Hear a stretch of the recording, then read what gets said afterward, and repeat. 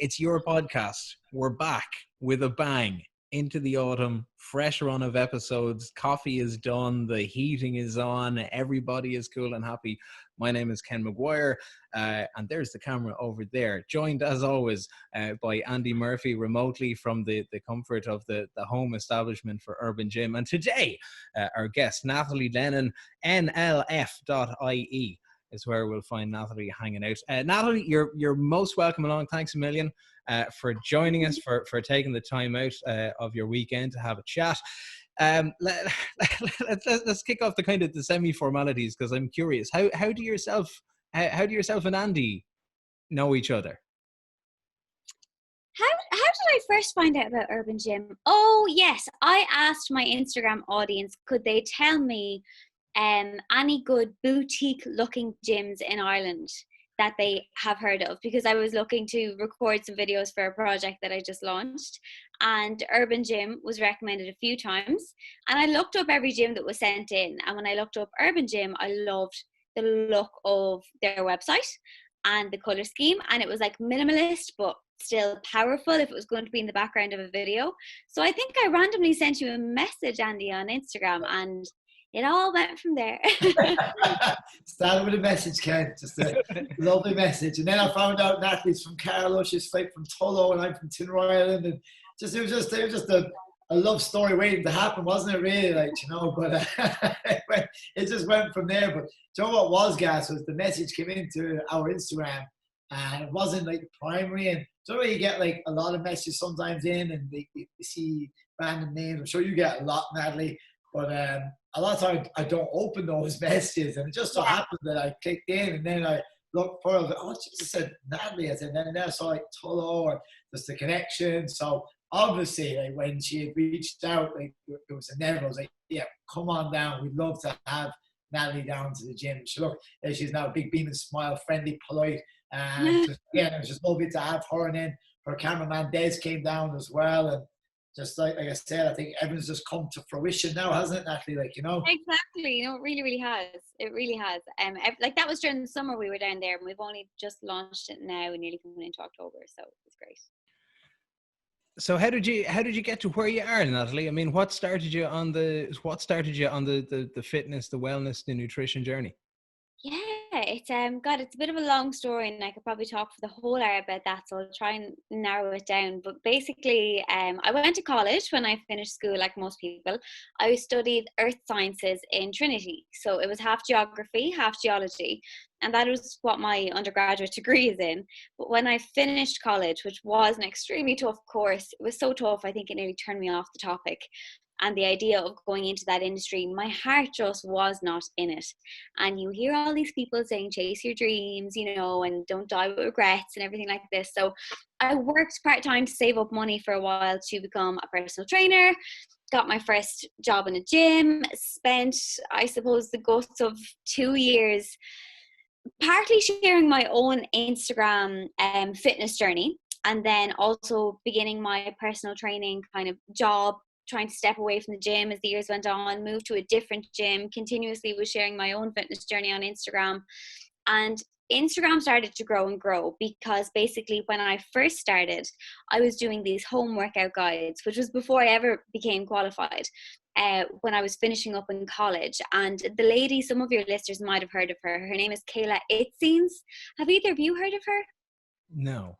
No. I was going to say, yeah. I was like, nah, just be honest. She's like a fitness superstar, but she does live in Australia, and her niche would be female. So I'm not surprised that you haven't heard of her, but that's why I was one of her groupies. She shared my photo on Instagram over the course of the year, I think 3 times, because I was doing her guides and I was sharing my physical progress. She has millions of followers. So that's how I first started to grow on Instagram.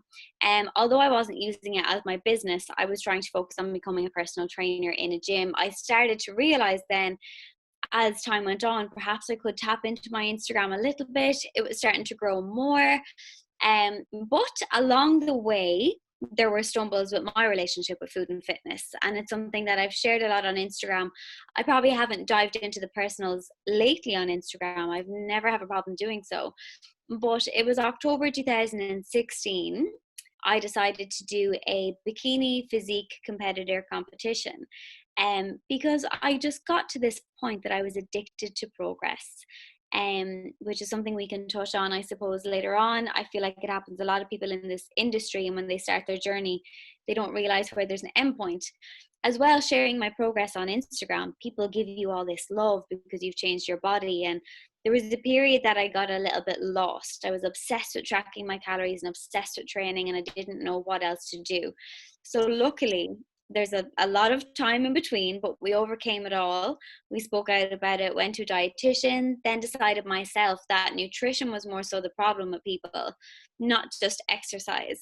And there's very few coaches out there to help you establish a relationship with food, which is long term and isn't just for your 8 or 10 week fat loss program. So I went back in 2017 and started studying to become I think 2017, to become a nutritional and health coach. So that was a year-long course at level 6. So now I nearly do more nutritional and health coaching with one-to-one clients online via they would hear of me through Instagram, but luckily I haven't had to push as a coach to get clients too much, because as my Instagram has grown, as I've continued to share my journey, and at the same time workouts and nutritional tidbits and recipes, I've also been lucky enough to work with some brands as that's growing, brands that I love and adore. So that's where the influencer world starts to tip in as well, and the authenticity or the lack of it in that world. And that is basically, as short as I could put it, how I got to where I am today. Do you find it hard to stay on top of, particularly as the Insta kind of stuff starts to grow, and you're, like you're saying, you're dealing with brands, you're trying to deal with clients, you're trying to build things for yourself, you're trying to stay on top of your own kind of health coaching. There's a learning side of that. There's a lot of stuff to juggle. There definitely was a period there where I really was struggling, like mentally, which is, what am I doing? Am I a health coach? Am I an influencer? Am I a personal trainer? Am I trying to, what exactly are my goals here? And I think that's why recently and during the summer, I finally said, look, I want to be known as more than an influencer. I want to be, like, nationwide, a health coach, a positive person, someone who helps people on the wider scale, but also on my one-to-one coaching. And that's why I've worked hard this summer to kind of make NLF come a little bit more to life, rather than keeping that on the back burner while I was just sharing posts on Instagram. I don't really find it that hard to balance them all at the moment. I think I've definitely gotten better at saying yes and no to what needs to be prioritized, but I definitely was not always that way. And I think everyone, no matter what industry we're in, we learn to eventually say no to some things when we crack and have the breakdown or have the teary moments. There have been many, but at the moment it is a weird industry to be in, and obviously I'm kind of toying in too, but just taking every week as it comes, especially with obviously what's going on in the world right now. It's hard to make any big plans for meetups or like a workout tour around the country, but maybe that's something I'll go into down the line. Has it impacted you from a working point of view? I mean, where we are today and kind of what we're dealing with? It has a little bit, for sure. Like, there were talks that were scheduled to take place in schools, and I was so excited. It was going to be my first talk to a junior cycle of female students only, and then a separate talk to senior cycle. And that is just the age group that I think it is so vital to get in and speak to tell them about, well, basically to protect them from diet culture and to protect them from how damaging this industry can be and that they will be subject to. And anyway, that talk was cancelled and I was devastated. It was just when lockdown happened. There was 1 or 2 other events that were supposed to happen, maybe 1 or 2 brands that decided they weren't spending. But I've still been coaching steadily. Luckily, people are still working and they were still able to afford coaching. I've still been working steadily on content and then had some brand work. So it's a difficult business to be in to say whether it has affected me terribly, because there have been things keeping me going and I have been very busy. But would things be different if COVID wasn't here?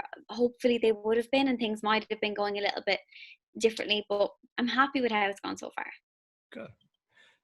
Go back to 2017. So you make the transition from where you were up to bikini type competition, which is it's a completely different thing. And then you kind of turn things on its head and you say, okay, I'm going to get into health coaching. So let's start on the health coaching side of things. Why health coaching? At that time, why health coaching? I was looking back on how I used to coach, and I was so unhappy with the outcome long term for my clients then. Putting myself in their shoes, and I just like many personal trainers, I was personal training them, probably doing something similar to what I was doing myself.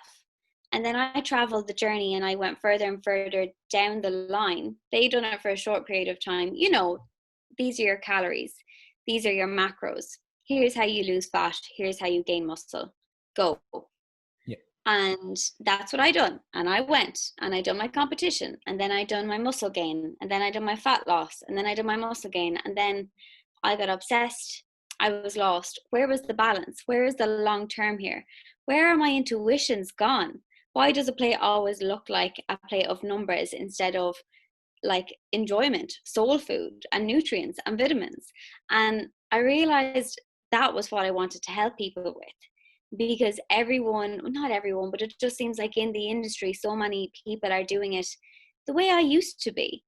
And it's not actually helping anyone long term. Some people maybe. It's helping in the short term. We're getting our before and after pictures. We're able to count our calories. But what's going to happen in 10 years' time? And I guess I wanted to change to health coaching to help someone work on who they were going to be in 10 years' time and not in 10 weeks' time, albeit maybe in a 10-week time frame that we work together. I want the difference to be one that lasts far beyond just that time. Because I guess I realized how hard it was for me to break out of what it done to me. Does that make sense? I didn't want anyone else to go down that same route. Yeah. Andy, you've had a kind of a similar, like from me, from the outside looking into you, Andy, you've had that kind of similar vibe. Everything was pre-programmed, numbers driven, background in personal training and different gym side of things. And over the last year, 2 years, 3 years, it's become way more about enjoyment and fulfillment and guiding towards feeling and well-being, as opposed to micro measurements. Yeah, that's a big thing. I always say hunt the feeling, not the photo, right? I think there's too many people still out there in our industry that, I think a red flag for me with a lot of gyms sometimes when all you see, or personal trainers, when all you see on their Instagram feed is pictures of before and afters, because it's kind of just showing like anyone, to be honest, most trainers can get someone, if someone comes in a desperate state and they're out of shape physically and mentally, then if you put a plan together, it's pretty easy if we say, okay, follow this for 10 weeks, do nothing but this, and I can get you to look a certain way or whatever, and get your photo taken, and that's all great. You look aesthetically pleasing on the eye, but you don't know what's going on inside their mind. Like I've had it in the fight game where, you might look great on the scales for weight. You've seen it, Ken. You drop however many pounds, whatever. Like it's easy to lose 7 kilos for me in a week, and then step on the scales and then look ripped and whatever, and then you flex whatever for full. But you're dehydrated, you're gaunt, you're moody, you're cranky, you're a different person. Like I'm not Andy the happy guy there. I'm Andy that's like just waiting in for a fight, or for a before and after photo shoot, or even a bikini competition then as well, Natalie, where aesthetically you look great, but like you can't sustain that long term. You'd be surprised the amount of people who've came to me over the years. Andy, could you give me something? I've got a wedding there next week. It could be a guy even looking to look good for a Saturday night down the week. What would you recommend to have for a week? I want to look good next week. I'm genuine. I've had that. I'd say, look, there's nothing really we can do for like next week. We obviously get you moving, feel good, whatever, but we're not going to drop 7 kilos or whatever, unless you want to do a sauna and a water load and all that sort of crack. You're not going to feel good. And I think it's, for me, with my gym and how I run things, it's all about hunting the feel, not the photo. And like Nathalie as well, like this is me at 34 years of age talking about this. I made mistakes as like a young 21, 22-year-old trainer where, I was doing PTs for some parents, like, do you know what I mean? When I'm saying, okay, well, you can make time for yourself, and, you get your training, like, because I was training twice a day. I was like eating clean. I was like, why can no one else do this? Like this, like, I didn't have a mortgage at the time, not that I do now. I had rent, still living with mom and dad. I had a handy enough job where there was no stress. I had no kids, wasn't married, so all I was doing was eat, sleep, train, work in the gym, repeat. That's my job, but now it's very different. I'm married. I got 2 young kids. I'm running the gym. I'm a former fighter, whatever I was, fighting professionally. It's hard to juggle everything, and long term, it's not sustainable. So it's all about, like, for me, trying to find, as Nathalie said there, trying to find that balance. But what is balance? For balance, every individual is different. Do you know what I mean? So trying to find your happy place. And for me, we created a gym, and that's what we brand as our happy place, space where you want to go in and switch off. And it was lovely to be able to welcome someone like Nathalie, who has a similar mindset, into our gym. I wouldn't, when I delved a bit deeper and understood Nathalie and got to see her story and listen to her story and know what she's about, I was like, of course, come on in. Like, it's just, how could you not invite someone like Nathalie down to the gym? Preaching a similar message. Do you know what I mean? Yeah, I love that, hunt the feeling, not the photo. That is golden. That is brilliant. And just even what you said there, Andy, like, it's mad. We have traveled such a similar journey, like a different way, in that yours was professional fighting and mine was it was way more diet culture driven, but so similar at the same time. And I think as well, with regards to, for anyone that decides to go down that, professional athlete route or a competing route or just a strict diet for a photo shoot route, it's all fine in the time. You can train twice a day. You can eat clean, because I was the same. I had nothing else to focus on. I was living at home. I was starting off my little personal training job, and all I could do was focus on what I wanted to do. I had no other stresses. But you don't realize, if you decide, anyone listening decides to go down a route like that, you don't know how strong you really are mentally when you start to work with nutrition in that strictest sense and exercise in that strictest sense.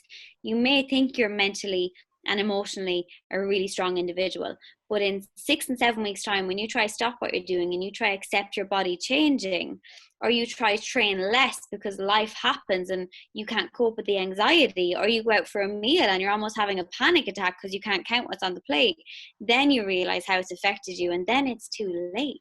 So that's what I think we're all here. We're all trying to fight to change, but I don't know if everyone out there is.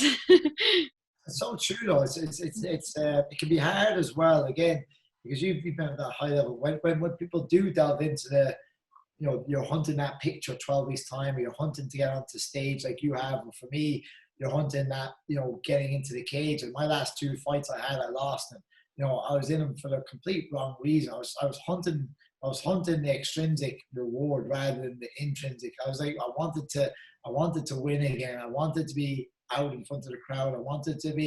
I just wanted that feeling of like winning. And my body was failing me. I was run down. I was opening the gym, 2 kids. Health was like really poor since I came back from alpha male. Been through all that. Recently got diagnosed with Lyme disease, and like I couldn't perform. Like, do you know what I mean? But like, again, it's that idea of like, you get addicted to this, like, where you're addicted to, that picture, that version of yourself. Say, Nathalie, when you're on the modeling kind of staging, bikini modeling, like, so I have it as well with the fight game as well. You always go back to that time when you felt great. It's like, oh, okay, I felt great there. But then when you look back, and I think back to those times, I'm like, well, I was actually sacrificing a hell of a lot. I was saying no to a lot of things. I wasn't going out with friends. I wasn't meeting friends. I wasn't spending as much time with my kids, because I sacrificed all that. I was literally driving to Dublin, driving to Kilkenny, training twice a day, working. You give up a lot, like, to look a certain way or to be able to perform a certain way. Absolutely. Yeah. I think it's like, obviously we're talking about there's a stage at the end and there's a fight at the end, but the thing is, like, people are doing this every single day. Like, not that we're not normal people, we are all normal people, but people who are just working an office job, or teachers or students, they're doing this same obsessive route of exercise and dieting just for the holiday or for the christening or for Christmas, because we've somehow made it normal to like jump on and off such extreme ways of living, and it is so damaging. And like, that's what's the problem in my eyes in this industry nowadays. The fitness industry and the health industry are two completely different worlds, and I'm not sure we can get them back together again. It's kind of scary, like. I'd agree with you. At times I get frustrated, and like, I'm a gym owner, and I do get frustrated with her. I do, because, you know, there's a lot of very successful people come through our doors, you know, in their own fields. Like, for example, Ken, like, you know, you're highly successful in radio and DJing, and you've got your food and everything that you do. So, and you have certain lawyers and guards and people coming into gyms that are very successful, but yet, like, sometimes trainers can really make these people feel like so minimal, you know, because they're not eating right or not doing exercise. I'm like, hang on a second, this person is a lawyer. Like, he's gone through like 7 or 8 years of like training at the bar, like, do you know what I mean? And like, is highly successful, but yet feels crap because there's a trainer who's making him feel poor because he's not hitting his macros or whatever. It's like, hang on a second, what's going on here? Or you've seen it in the BJJ world as well, Ken. So many high-level black belts out there, and all they do is spend time on the mat. So of course they're going to do that, but they don't do anything outside of BJJ. You know, they might not have, they're not excuses, but they might not have the kids, might not have the family, might not have a job outside of BJJ. BJJ is the only thing that they do. So of course it's going to be good at it. It's like, I'm absolutely crap at any man jobs like carpentry or hanging up a paint. I can't do it. If I spent enough time on it, I'm sure I could get good at it. Well, I hope I could. But do you know what I mean? Yeah, absolutely. So take the fitness side of things, and then take the health side of things, because you touched on diet culture earlier, and we get bombarded by all of this stuff. Like, you've spoken about the quick fix that some people are chasing, and on your side you're more about the long term and the gains over time, or the changes over time, or the development over time. What is the issue with diet culture, and why do you think we're still, and people are still falling for, might be a hard term, but falling for and buying into the same? That's such a good question. I think that diet culture, it causes women especially, but males as well, it's not just limited to females, to see so many aspects of their body as being a flaw when it is not. And these aspects have become normalized as flaws. So the idea of having love handles or bingo wings or not being lean, it's all become a normalized flaw. Whereas women forget that to have a healthy menstrual cycle, you need to have a body fat percentage which is above 18. You're talking 20 to 24. It's something that I've spoken about on my own Instagram, and losing my cycle because my body fat fell too low, because I was chasing the ideal realistic body image. Diet culture is presenting to me continuously on my social media feed. So why would I think there's anything wrong with that and anything unhealthy about this glowing girl? Why would I think there's anything wrong with that? That has to be the way forward. No one's putting forward a picture of someone who is higher in a body fat percentage, but they have a much healthier hormonal cycle. I think that diet culture just feeds off our insecurities, and the mechanisms that they provide to help you with these insecurities are so smartly done to make sure you never actually fix the insecurity.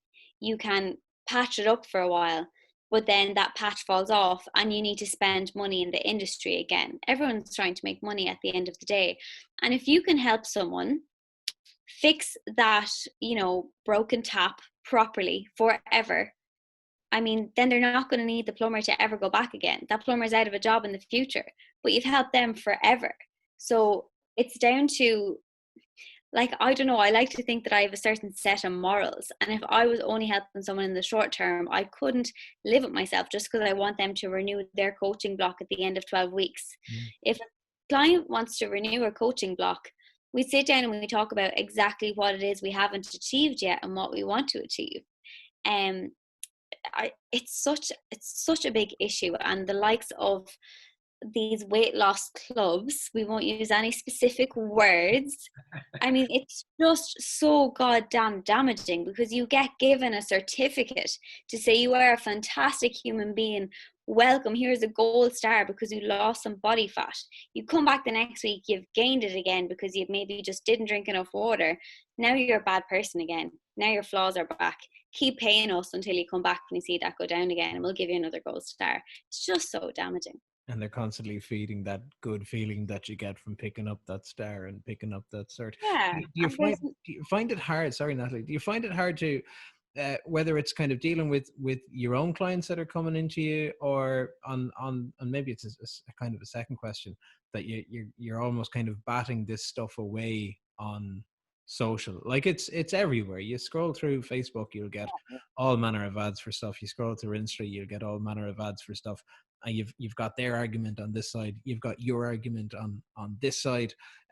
For the people that you're working with, I mean, they're obviously exposed to both. They've got to settle somewhere. Is it a harder sell to them that, okay, we're not pushing the quick fix, we're not pushing the Christmas thing, and we're not pushing the little black dress thing or the suit for your job interview or whatever the case is, that you are helping somebody to make lifelong choices and lifelong changes? Is that a harder sell? For sure. I guess so far I've been lucky enough that I haven't been trying to sell it in a hard way.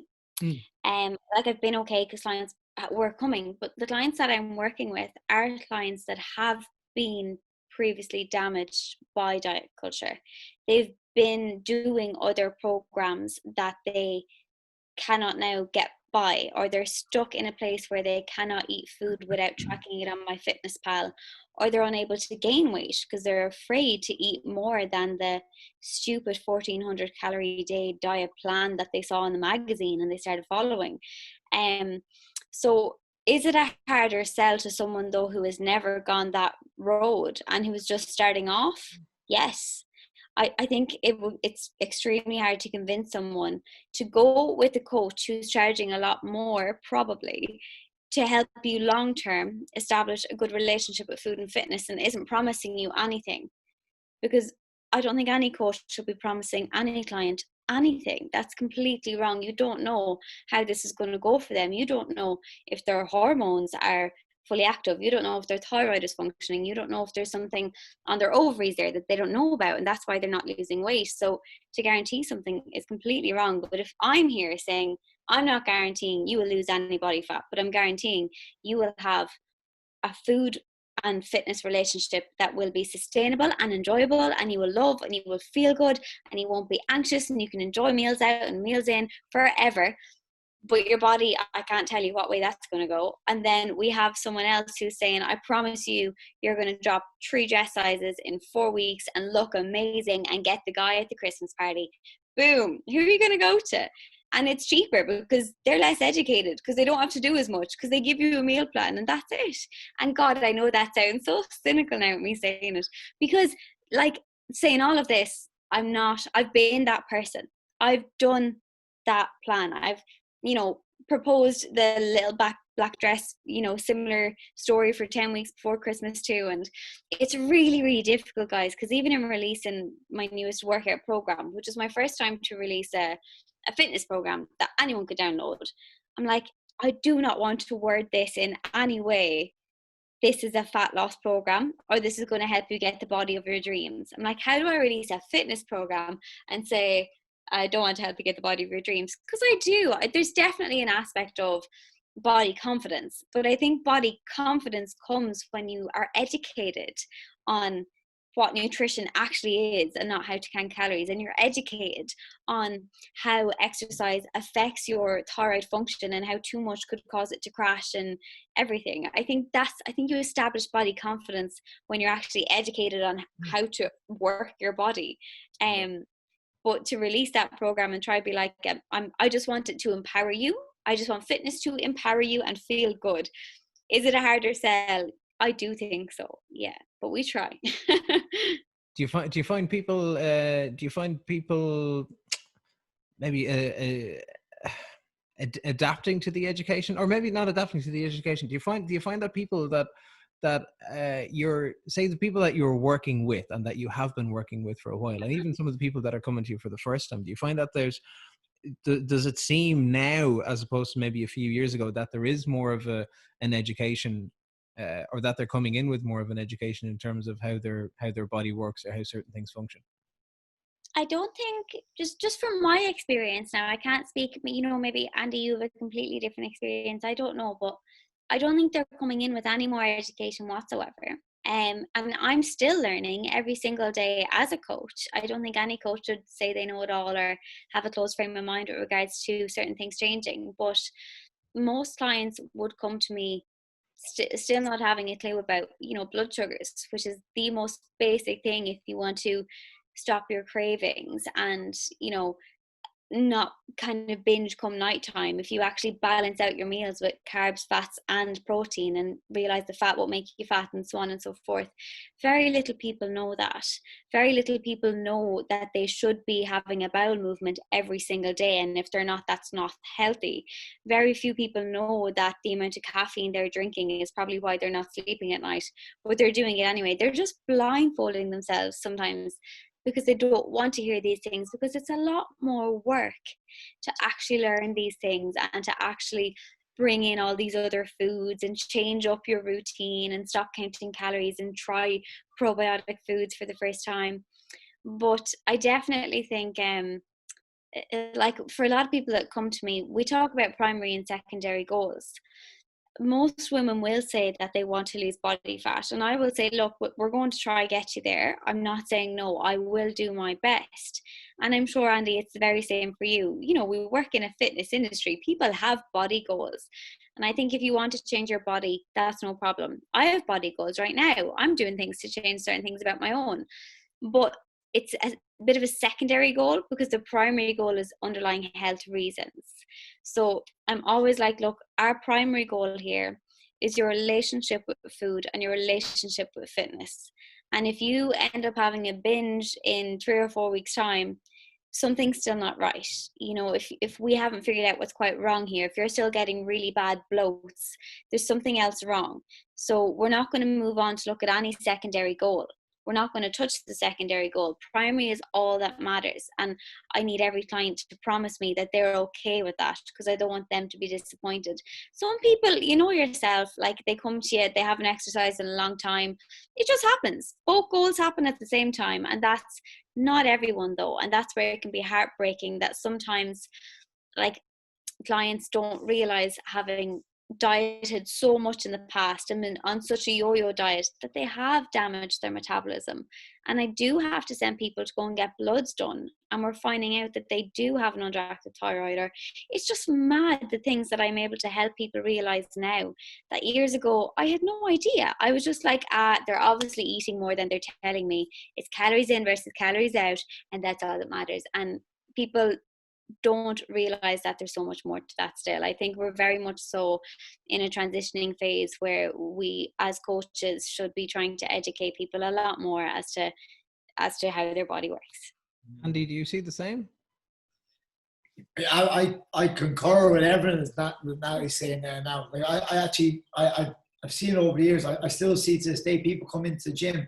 There's just a lot, like 99% of people come in, they don't have that much of a knowledge. The general public, general population coming in wouldn't have a super knowledge of, the basic breakdown of macros and say proteins, carbs, fats. The whole idea, like calorie deficit is banded about a lot at the moment. Everyone's about, for me, I'm a 66 kilo guy. I'm a light guy. So like, I probably lost more weight now as a result of not being too well the last 2 years, whatever. But like, everyone's all about calorie deficit, but I also, as Nathalie said there, now I like to educate people in the whole idea of like the benefits of having a decent full plate of food, like, you know what I mean, in terms of getting like nutrient dense food, like getting your fiber in, getting your whole grains, not being worried to have a bit of basmati rice as well as like your brown rice, you know what I mean? Actually having a well-balanced diet, you know. But I think it's too easy for a lot of coaches now. I find it's very easy for people to kind of lose weight and coaches to help people lose weight. But I think a lot of coaches struggle with, maybe someone even like myself is going to the gym trying to build up, you know, or develop their strength, or, you know, kind of put on a bit of muscle mass. And that, how do I go about that? What about the whole calorie surplus idea here? And in terms of a calorie surplus, well, if we're having a calorie surplus, what type of foods do I need to be eating? Like, do you know what I mean? In terms of, I want to feel well, I want to have energy. I don't want to have, like, say, brain fog, or I don't want to be crashing there because my blood sugar is, like Nathalie saying, I don't want to be that guy that's just having 4 or 5 coffees a day just to keep me alert, to keep me moving. So again, a lot of the time is trying to educate people coming to the door in terms of, like, you know, the amount of people come in as well to a training session or a workout or a class, and I might see them going a bit pale. I'm like, when was the last time you ate? They might tell me they're not in. This is breakfast. I'm like, whoa, hang on a second now. And this could be at 6 o'clock at night, and you're coming straight from work, you're not any food, then all of a sudden you're doing a high intensity interval class or one of my sweat classes or something like that. I'm like, whoa, okay. So that's where the education comes in, because to this day there's still people feeling that, like, they need to go in, like, in this crazy calorie deficit and then work their ass off training wise, but then they leave, like, broken, fatigued, and they're just heading for a downward spiral, and they're not going to feel good. They're going to lose a bit of weight in that, but they're not going to feel well. And then you start looking at their face and they get just, like, drawn in. And again, they're not hydrated well. So I to answer your question, Ken, I still think there's a lot of people highly uneducated coming through the doors. And then I still think there's a lot of highly uneducated coaches that are out there putting out wrong messages too. And unfortunately, our industry, I think there's a big race to the bottom as well with pricing. So Nathalie says, hey, you may pay more for someone like Nathalie's service, but you're going to get a far better service and far better coaching, because that's what you're paying for. You're paying for coaching. You're paying for guidance. You're not paying for an Excel spreadsheet where it's a one diet fits all, eat this and you'll get to this weight. Because long term, the hard thing with our industry, Ken, I feel, is people just, and a lot of people aren't prepared to play the long game. It's not as appealing. If I tell you, okay, as Nathalie said there, come in, you know, 3 days a week. If you come in, 3 times a week, come in and train, work out, say 30 to 60 minutes, quality over quantity, get your diet some way right, you know, have some time with your friends and your family, get your rest, get your sleep. I tell people, the amount of times I tell people, like, take a rest day. Like, and they look at me, no, and it's like, they're looking at me as if, say, you're a coach, you're a trainer, you shouldn't be telling me to take a rest day, but it's so important. The rest is important as your training. That's coming from a guy who used to fight professionally. But yet there's still so many people come through my door and feel like I've been in the gym 5-6 days a week. And I'm like, hey, you know what? Maybe tomorrow take a rest day or do some mobility or go for a walk with your family or go to the cinema. Right? Remember that thing, the cinema you used to have to go to before COVID? But yeah, you know, these sort of things where you switch off and then you feel way better, and you look forward to training again and working out. So I think it's our job as coaches to educate. And I think, you know, people pay a little bit more for that service, but I think I'd rather pay more to get good value. It's like going for a meal, isn't it? I have no problem paying for an expensive meal if I've enjoyed it. You know what I mean? I'd rather that any days than go and paying €10 for McDonald's, you know, and then crashing and feeling crap. It's not saying anything bad about McDonald's again, by the way. I'm just saying. Not going back there. We had to cut stuff before, but I can leave that in there, Ken. Like, it's like, you know, I would rather have something nutritious on my plate, and fuel myself well. So, because, like, how you fuel yourself is very important. Exactly. Nathalie, how does it work with you? So somebody goes to the website nlf.ie, or they hit you up on Instagram and they say, I like the cut of your stuff, I want you to help me out. What happens? What's the first step? What do you do? Yeah. So thank you for asking. Well, the website is just new. We just launched that, and it was thanks to Andy. I found such an amazing guy to help me work on that. Paul from Good Idea. But typically, so if someone's interested in one-to-one coaching, there is like a small form that they'll fill out online, their height, their weight, their goals. There's a lot as a coach you can understand from someone's height and weight and goals, specifically because I've shared a lot about being underweight and gaining weight, that I can instantly see when there's something like a big red flag if someone of 163 centimeters and 46 kg wants to tone up. There's a problem. And that straight away, I know maybe I'm going to recommend someone different. So usually anyway, because that happens, you'd be surprised, guys, and it's quite worrying how many times I'd get forms in like that, even sharing the story that I have shared. But before I work with anyone, we organize a 15 to 20-minute consult call, and I want to hear more about them, what their goals truly are. I explain the process to them of my coaching and the way I go about it, and make it very clear what it is I'm doing. I'm not promising them a fat loss of a certain amount by week 12, but if that's a secondary goal, yes, we'll work on it. And then if it suits them and they're happy to go ahead, there's usually a week period in between where I suppose it's unlike a lot of coaches where they just want you to pay straight away. I send out a form, it's quite detailed. There's lots of kind of health questions about your history and everything, your exercise history, and then a 7-day food diary. They send that back to me. I take a lot of time to draft up their own plan that's going to help them, a list of talking points, because maybe they mentioned something about something that was in the family, maybe like a hereditary disease, and they didn't think it was affecting them, but it could be, and we flagged that. And then we have our 1 hour to 1.5 hour consultation where we discuss all of that, get them started. They have an online diary. We keep a food diary.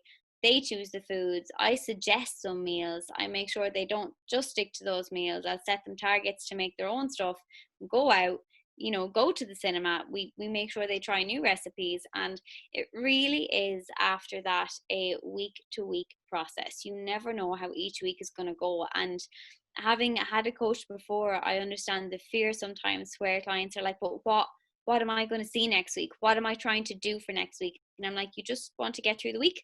We'll chat about it next week, and then we'll see where we're at. And usually something happens in between where we need a bit of support. So that's typically the way I've been coaching at the moment. And then with regards, I suppose that's all nutritional based and health based really. But we do have an exercise schedule in there. And whether they want me to send them on a plan for the gym or for at home, or they want to do maybe one of the new ones that I've released, or they have it already, or they're going to classes themselves, or they just like to go for walks or cycles, that's enough. I mean, especially if I work with a good few older women as well that have kids and families, and all they can do is manage to get out for a walk and push a buggy, and that's fine. That's what we do. It's still the minimum amount of exercise needed, and it's all you can do at this time. And maybe you're breastfeeding, so you shouldn't be doing too much, and you still need to be in a caloric surplus anyway. There's just so many different spectrums of clients. It's been a fantastic journey this far, and just every time you have a client, you learn something new that you've never learned before.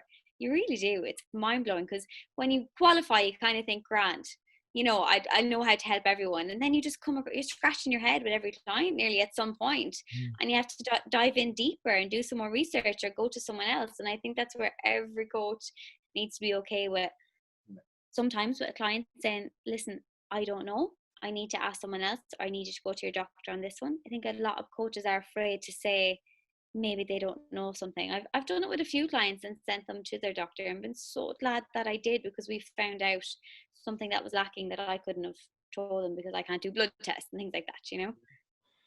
Do you see clients kind of maybe the night before or the day before their check-in or their meeting with you, that it's a quick kind of like scramble, I forgot to do my homework, oh no, I didn't fill out my food diary, oh she's going to aid me, I don't know what's going to happen? I mean, would you describe yourself as being like quite firm, quite fair, quite flexible? No, I like to think I'm quite fair and flexible. Like, if you're not going to fill out anything on your sheets and you're looking for help, well then come on now, there's a problem. I can't help you if I don't know what you're doing. But I know generally we'd be quite flexible. It's funny because often you see at the beginning, like weeks 1, 2, and 3, people are filling in everything, and we have like, little boxes just state how you felt after this meal, or what time you had this meal, or just random little things. And the first week or two, there's like essays in every little box, and I have to click into it and open it and spread it to read it. And then come week 8, they're not even filling in the boxes anymore. But it's a good sign, because they're in routine and they understand. Hopefully, that's what I tell myself. Probably educated by then as well. Yeah, exactly. So we don't need to delve into as much detail there. One thing I really like there now was that the fact that you're not afraid to refer, and the idea that, I think that's something that sometimes trainers can have a fear of as well. And sometimes I'm big up about our facility at our gym, and that is that the network that we have. And you touched on there, like meeting Paul through myself, whatever, and then I got to meet yourself and other people, and I've got Ken here. And it's just lovely that, you know, you can direct people and channel people to different people. Like, you know what I mean? I love the fact that, you know, I've got so many trainers that I've worked with throughout the years that I know are specialists in certain areas. Like, you know, I could name drop a load right now. But like, if someone's really looking to get into Olympic lifting, I have a guy that I would message and say, hey, well, I have a guy down here, like, he's brilliant, Joe. Or someone that's really getting into like powerlifting or something like that. Say, well, look, I'm a 66 kilo guy. Like, I'm not a specialist in that, like, but I know such and such could get you down there. So I think as fitness professionals, there's a lot more trainers out there need to be more confident in referring. And it's not a case of showing a sign of weakness. I think it's a sign of strength. You know, facilitating growth, because like you said, now we don't know everything. We're not specialists in everything. So I mean, I think that's a really important thing. Like for us, we run ourselves a boutique gym. It's an idea of like making a place feel like a home for people. I always say, you know, if you ever saw the film Dodgeball, you know, I'm not a Globo gym. I'm more like an average Joe's where I just come in, have the crack. You know, I'm certainly, like I say about we have the crack. Like, I'd like to think of myself very professional, highly educated, spent years in this business. I don't shy away from that. But I do, like I said, we hunt the feeling, not the photos. And I think you're the same, Natalie. There's a warmth to you where you attract your tribe from your vibe, you know. And, you know, I think a lot of people can be very highly educated in our industry. You know, everyone's quick to show off their strength and conditioning certs, their nutrition certs, their degrees, their masters, you know, their amazing body and whatever. But the big thing I find now more than ever is like, well, even when I've took on a lady now, Aoife, and the first thing I look for is someone that makes eye contact with people when they come in the door. Do you say hello to the person? Do they know their name? There are the three big things I look for, because that instantly is going to attract, like, so make someone feel warm. I've often had someone come into my gym where they've walked in, and because like I know the names of everyone in the gym and I know the booking system now as well, so if you come in and you're a different name that I've not seen on my list before, I'm going to know the odd person walking in. And normally that person's kind of looking a bit shy, probably looking down the ground, or they're looking around the door. So I call them by name. I come in and say, "Just, you know my name?" I'm like, "Of course, dude. It's great to have you in." But again, it's a huge feeling. And I'm sure now you've had it yourself. You've had it same, Ken, going to BJJ, you know, for the first time walking maybe to a scary place, surrounded by guys with cauliflower ears, and, you know, they fought professionally or whatever. You're thinking, what am I doing here? And as soon as you walk in, you got someone like Miles Price with his big mad laugh, and he's like, "Ha, hello, Ken." You know, and straight away you feel part of the setup. And you can't buy that. Joking you out, like. Yeah, but you can't buy that. You can't buy that feeling where straight away you made to feel welcome in somewhere that you thought was going to be really scary. You know, and again, it's another thing with the industry. I think a lot of trainers, not knocking a lot of trainers, but I think there's a lot of trainers out there. They're very quick to show everybody what they, like, i.e. the trainer can do themselves, but they're not showing what the person coming in the door can do. I.e. that's my job. My job now is to help others. It's not to show how great Andy Murphy is. My job is to show how great Kevin Maguire is, or how great Nathalie Lennon is, or how great you can be. You know, that's what people are buying when they buy an NLF package. Like, do you know what I mean? Or they buy coaching from Natalie, not buying it to see Natalie in her bikini. That's so true. You know, or me for MMA or that, you know. Yeah, like I agree with you so much there, because like I was saying, I'm dead honest with my coaching past, and I feel like I'd done that when I started off. I feel like maybe it's not that we're knocking other trainers, it's partly the educational system that's there for personal trainers, because you come out of a personal training course and you just see all the other personal trainers that are using their body as their advertisement. So you just think that's what you have to do too. You're just following in the path that you saw. And that's exactly what I done. So it's a difficult one, because you do, even every time I speak about all of this, I feel like I'm knocking other people. And that's why I always say, but I done it too. I'm not knocking other people. And we've all done it. I think that's the thing, even for this podcast, it's great to get across, hopefully maybe two other trainers or people coming through that. And I would have done it as well, where I was a former skinny middle distance runner, and I was like a gym trainer, and I was like, hang on, so I'm like 9 stone, why is anyone going to come to me? And then you get a bit bigger or whatever, you get a bit stronger, and you're showing how, you know, and it's just that fear, because, you know, so like selling your service, you nearly feel like, okay, I have to. So I have to show that like I am good. So like, why would someone come to me over that guy over there who's got these big boulder shoulders, he's got pecs that are crazy, he's the body of Zeus, and then there's me. I mean, so, so, but that's sometimes you get that. I remember even on one holiday I was on years ago. I remember I went to Bulgaria. And he was like maybe 21, 22 years of age. I just finished running after my 4th knee operation. I told the guy over there that worked at the gym. He looked at me. He looked at me. You work at a gym? I think, you know, I was standing up like shoulders back and chest out, and then all of a sudden I was like, oh, I felt like that. Do you know what I mean? So I think that's an element to trainers. But I think what I like to get across to a lot of trainers out there is like, it's not your job to look amazing and be amazing and know everything. Your job is to help others. And I think, you know, there's always somebody out there who will warm to your vibe and your coaching style.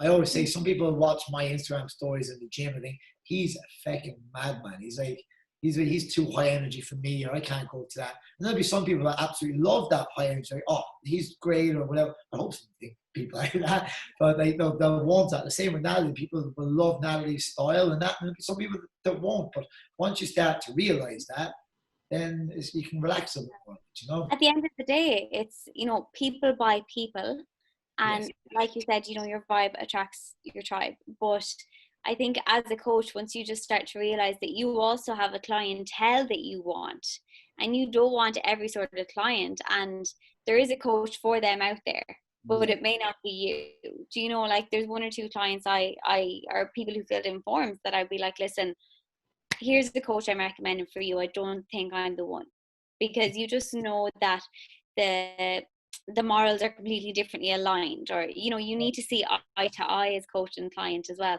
Sometimes I hate using the word client and I say coachee, because I feel like it makes it a little bit more like just less businessy. Do you know, when you're dealing with such emotions and something that's so important, it's not like we're just going into an office to, I don't know, have a meeting about accountancy or something, like, you know. Can I bring it back to something, Nathalie, that you said at the very outset, that you wanted to see yourself as more than an influencer. Yes. At what point did you, there's got to be a tipping point somewhere where you're rising and you're building your profile and your personal brand and your online following. At what point did you see yourself as an influencer, as coming into that world, and then where do you go to become more than that? That's a very good question. All your questions are very good, and they're making me think very hard at this hour of the night. Apologies.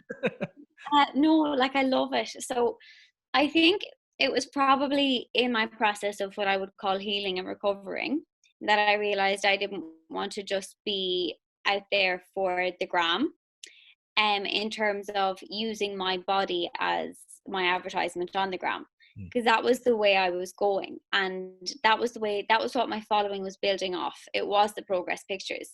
So in terms of building and building, like right now I'm so disconnected. Well, I'm 90% disconnected from the numbers. You know, it will be a lie for me to say there's not some days you feel disheartened when you post, you know, you put up a post on Instagram that has like serious depth to the caption, and you're fully dressed, so no one sees it because it doesn't hit the explore feed. But then someone puts up a picture wearing half nothing with like the wrong information underneath the caption with regards to nutrition or exercise, and that goes everywhere because they are showing more skin. So things like that can be a little bit disheartening. But most of the time I've disconnected from the numbers, and I'm like, yes, sometimes I am called an influencer. You know, if I'm doing work for a brand which I feel is in alignment.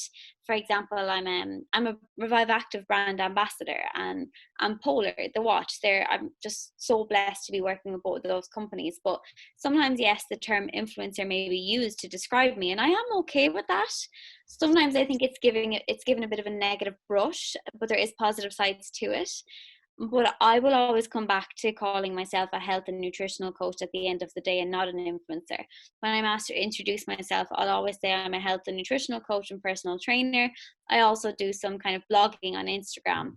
I will never say I'm also an influencer. I'm not out there to be an influencer, but I am loving that world, and I'm loving having this influence now because I feel like I'm actually putting hopefully the right message across. And it's great to have a connection with so many people, like I'll be them strangers. It's just so great to have that connection with people and have that reach. From a business perspective, yes, but I never started my Instagram for it to be a business, and the brand work has just been something that's completely fallen onto my lap, and I've been very, very lucky with. But it's just to have that impact to hopefully change people's views and mindsets. I love. It's not that I want to be an influencer, but I do want to influence their mind, Sure. in a sense, as a coach. Does it bring a pressure on you, or a pressure to keep things up? I mean, particularly if you're working with brands, be it Polar or Revive or whoever it is, that they may have developed a particular idea about you before they come and see you and know what you're really about. So they skim through your pictures and they see the reactions and likes and numbers and everything else, and they go, oh, okay, that's great. This lady has 40,000, 50,000, 60,000, 70,000 people following her. She gets great kind of likes and shares and all of her stuff. And they go, we just want her to kind of push this stuff out.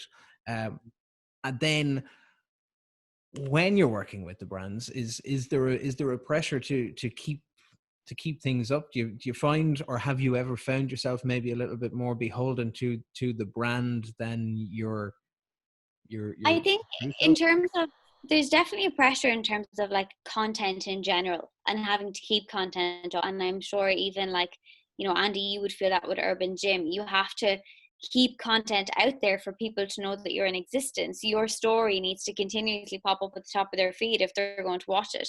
If you don't post for a few days, you're gone. The brands are looking at a million other people. But are you out there to get brand work, or are you out there because you want to share a positive message? That's what I suppose you have to ask yourself, which industry you more want to be in. And with regards to feeling pressure so yes, there's pressure with regards to feeling like you always need to have content. But luckily I'm at a position where I can set aside the time to make sure I have a post maybe every day or every second day. You know, usually a few days off. I'm not going to lose my mind over it now, because the brands I'm working with, or if brands want to work with me, they need to realize that I'm a health coach who's telling people that sometimes time off social media is what is good for your well-being. And I want to lead by example, right? So if a brand wants to work with me, they can understand that, and they want to work with who I am, and I'm not going to change who I am for them. And if their brief doesn't align with my morals, we don't work together, and vice versa. I never feel the pressure from a brand ever, and I've been really lucky in that perspective. But that's possibly because I only feel like it's right to work with brands who, you know, we have that good relationship with, and it actually makes sense. You know, I actually use this every single day and we get on really well, but you're never going to see me holding like a tummy tuck tea or whatever the hell it is, you know, that sort of way. So there's elements of pressure, but not too much if you can separate, you know, what really matters when it comes to likes and shares and loves and whatever else, to your content, doing the good work for the brand and just getting the message out there that matters. Do you see the same, Andy? Because going back to kind of to previous podcasts, or back to the rhino stuff, your line from ages ago kind of keeps coming back to me, whereas like the only thing that's worse than being talked about is not being talked about. Wow. And then there's the pressure to kind of like the gym stuff and the gym story stuff and the post stuff between yourself and Marina is absolutely flying. And you've got the food element and the cookery end of it, and the family end of it is in there, but it there's no break. It's always go, go, go, go, go. Yeah, no, you're right, Ken. I was only saying to Nathalie, like, listen to Nathalie there.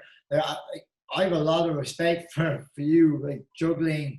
I love the fact like the influencer is a byproduct of NLF. Do you know what I mean? It's like people might come in to the gym looking for weight loss, whatever, but like realistically, a lot of that happens as a result of turning up in volume over time and coming in and enjoying the process, and then the weight loss occurs. Similar to maybe Nathalie with like, you know, first and foremost, I love the way you describe yourself there. I love, like, that's who I am. Like, it's like me. Like, people talk about, like, sometimes, yeah, Take it or leave it sort of thing. yeah. Like, this is Like people sometimes say, Andy, oh, you're vegan and this, and I'm like, I'm not vegan. I'm like, I'm Andy. I'm a nice guy. Like, I'm not going to be defined by what I eat. I'm not going to be defined as I'm Andy, like an MMA fighter. This, I'm Andy. I'm a nice guy. I like to think, and I have a network of friends and stuff. But you're right, Ken. I go back to the fight industry, and nearly you could say the gym industry and the leisure industry and that as well. Like, but there is the idea of certainly the fight game, especially. There's only one thing worse than being talked about, and that's not being talked about. There are many fighters out there that I know that have lots of talent or are very talented, but they never brought following to fights. Like, so promoters, you might be a good fighter, but if you don't have people buying a ticket to watch you fight or want to see either knock somebody out or get knocked out, you could look at Conor and you could look at James Gallagher, two Irish guys who are known for that. Like, people either tune in to watch Conor knock somebody out with his left hand. Same with Gallagher. They tune in to watch Gallagher because he talks a lot of smack and then perform and win. Or do you want to see both them guys get, like, floored? But either way, you're buying a ticket to go and watch them fight. And it's kind of the same, with gyms in a way and stuff like that. You have to be putting yourself out there, but at the same time too, when you put yourself out there, you have to be aware of the consequences too. That not everybody's going to like what you put out. Not everyone's going to be your friend. Do you know what I mean? Like, and like, you might put out positivity. I'm sure that you've had the same, and you put out positive stuff. But like, there's haters out there. There's energy vampires out there that just want to suck the life out of you. I just don't surround myself with them. I'm very good for disengaging from that. I don't get involved in rows and stuff online and stuff. Someone wants to talk bad about me, like, cool, like, that's online. They're not going to, they know where my gym is, they know my door, they know me, but they won't say it to my face a lot of the time. And if they did, like, well, look, see, but that, like, that's the thing, I think, and there's a lot of keyboard warriors out there, but like I said, it is the case. Fight game, there's only one thing worse than being talked about that's not being talked about. You have to put yourself out there. The same, like I said, Nathalie with the brand and stuff, put yourself out there. When you do put yourself out there, you kind of have to be prepared nowadays. It's sad. It's a sad world we live in, that people can be heroes right here, right now, typing away, doing whatever, and try and make people feel minimal. Do you know what I mean? We've seen it time and time again. And, what's the lady from Love Island? The presenter, Ken. You know her name. Caroline Flack. The way she committed suicide. Oh yeah, Caroline Flack. Yeah. Caroline Flack, for example. 1 minute people are absolutely loving her, and then all of a sudden an issue happens in her life, and all keyboard words come out of nowhere. Unfortunately, it's a real sad world we live in, that people can make people feel like so small.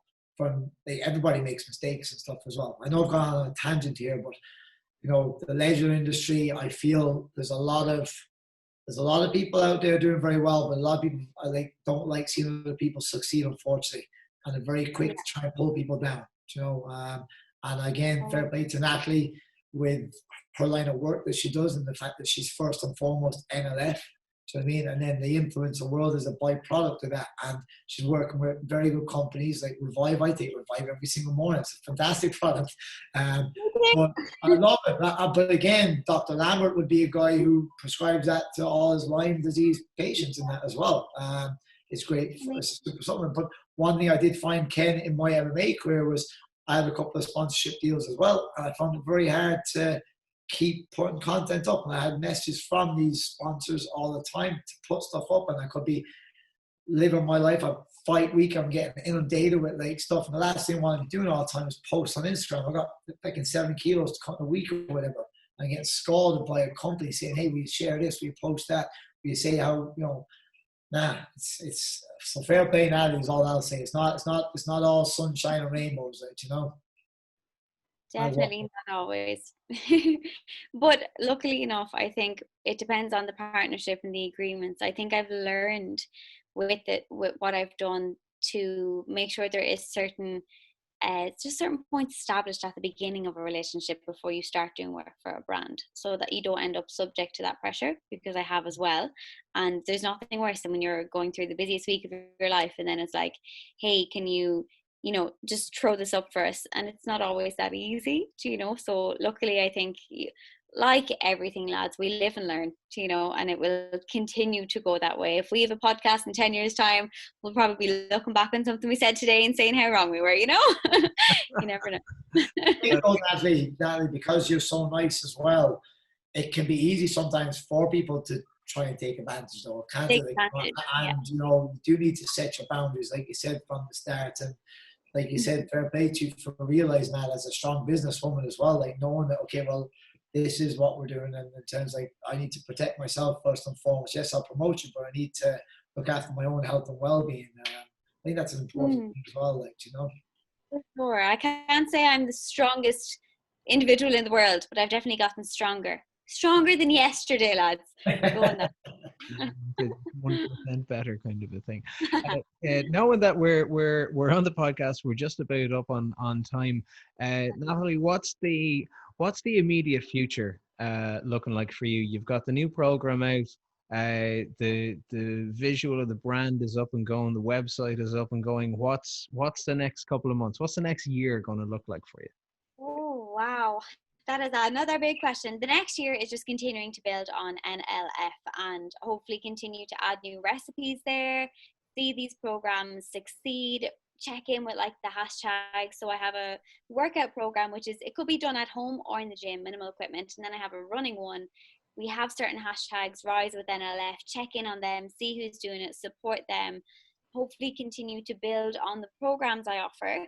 But so NLF, yes, it's Nathalie Lennon Fitness, but nutrition, lifestyle, fitness. So the three main pillars of well-being that I believe need to be equally balanced if you're going to be at your optimal level. So the new guides I just released were one. That was the fitness pillar. So we still have the nutrition and lifestyle pillar.